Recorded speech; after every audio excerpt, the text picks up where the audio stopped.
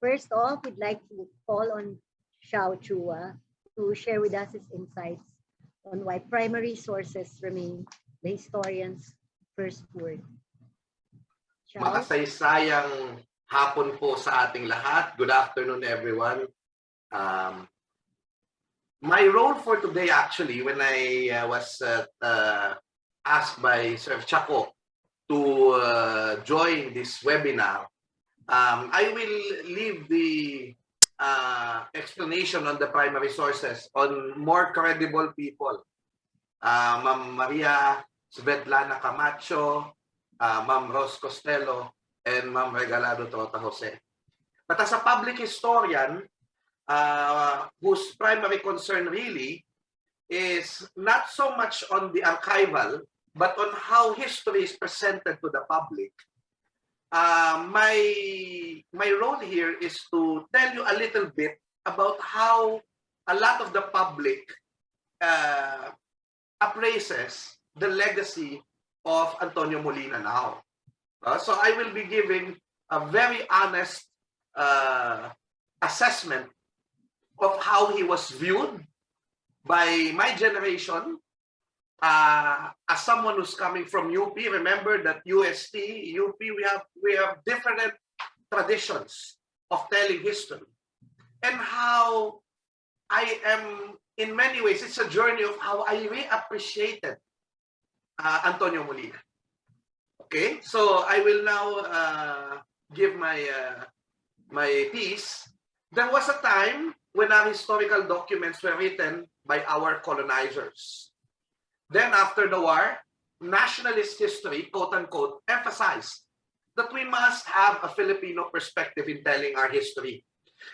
This trend was so inspiring and so strong that it became the dominant view.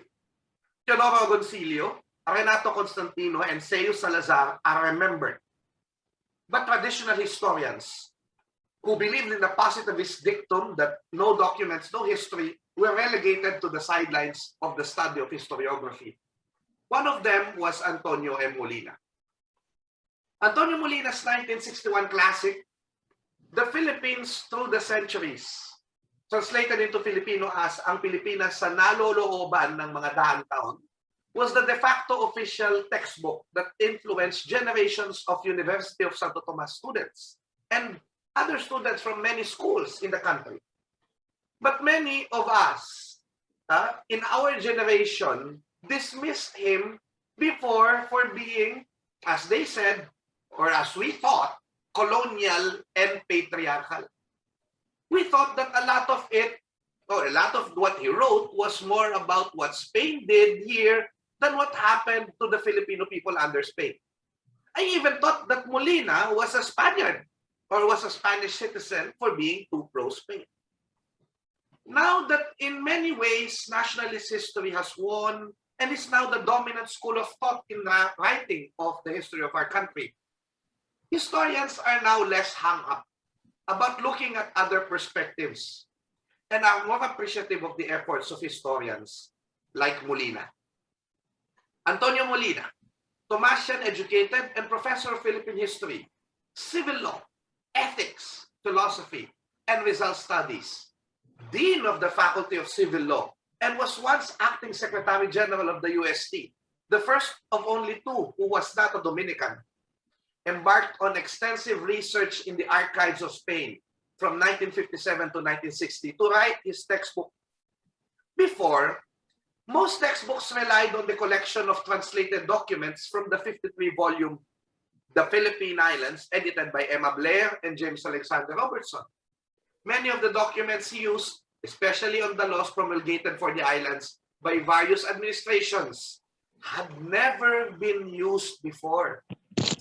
Although some observers noted that many of the laws have not reached the Philippines, they may well represent the intentions and imagination of our colonial masters of us, which is also important in understanding what really happened to us as Filipinos. Some may reject his narrative, which for some people sounded colonial and reflected the perspective of the documents. But a lot of historians now, more perceptive readers of literature, of history, will find these citations of these documents very useful, especially those of us who will not have the privilege of reading them, like my fellow historians here with me in the Spanish archives. Aside from the textbook being heavy on facts, the narrative flowed easily from page to page. That is why, as a public historian, I actually like him, because it made me understand a lot of things in our history because of the narrative so easy. In fact, when I was in grade 6, I think I was 10 years old, if I'm not mistaken. Is that right? Yeah. 12 years old. I was able to read a copy of the book owned by the family of my best friend, Mayo Baluyut, which was used by his mother and made it basis for my Rizal tape-recorded skits at that time. When I began to teach at the UP, I repeatedly consulted this book, along with the textbooks of Agoncillo, Constantino, Saide, Adhika, and the UP Surian ng Wikang Filipino. Even today, in my broadcasts, in my columns, in some of the live videos that I make, I always refer, and I have a colleague with me, Professor Vanny Viernas. We have a show on history. We always refer to this book, especially in tackling the early Spanish period. It's indispensable. In 2005, a few months after I began teaching, I met his son, Chaco Molina, who told me that his father wrote an English version of his Spanish classic, Yo Jose Rizal.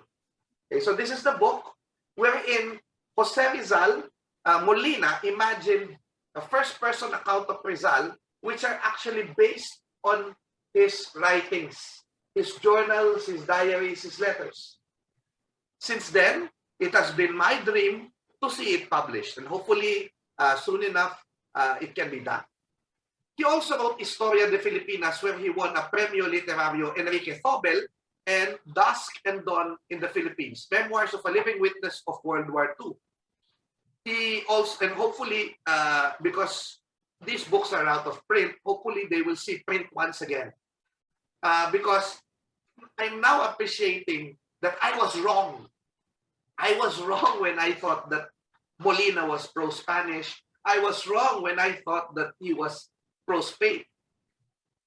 I eventually realized that in many ways, his narrative was really to make people understand what happened to us in the Philippines in a manner that is easy to understand. For his service to the he also served as press attaché and consul in the Philippine Embassy in Spain. And for his service to the nation as historian and diplomat, President Corazon Cojuangco Aquino awarded Molina with the Presidential Medal of Merit.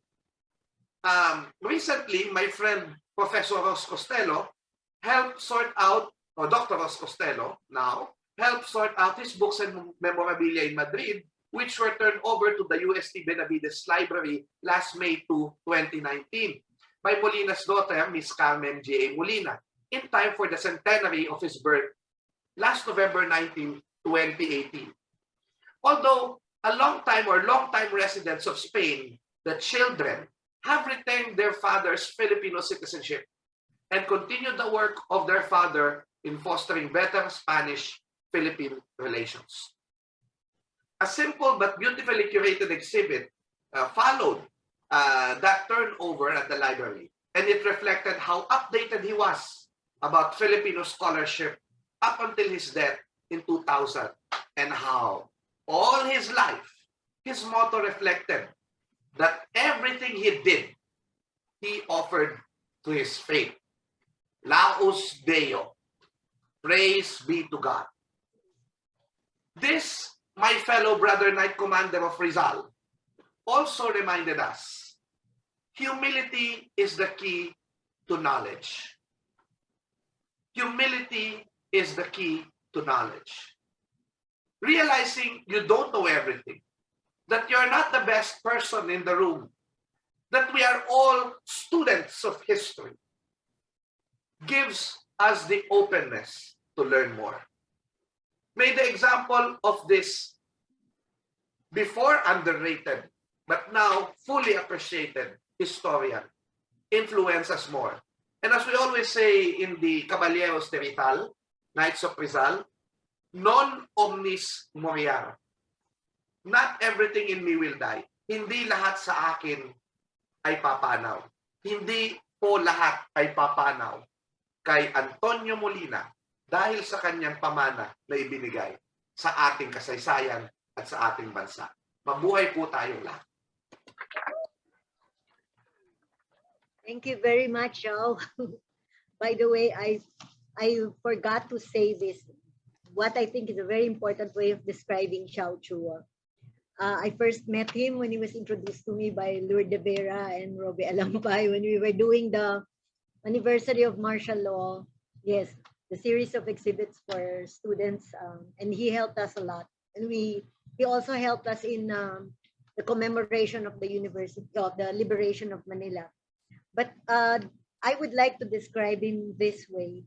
He's the most visible, spectacular success story in making history sound exciting to the generations now, without sounding simplistic or without trifling with facts. I mean, as a journalist, I truly appreciate that. And thank you so much for reintroducing us to Dean Antonio Molina today. I really like what you said. And Ma'am, just to reiterate this, no, I would not be here today without him. So I owe him a lot. Thank you so much, Dean Antonio Molina. Cheers. Salud. Salud. Salud. Salud.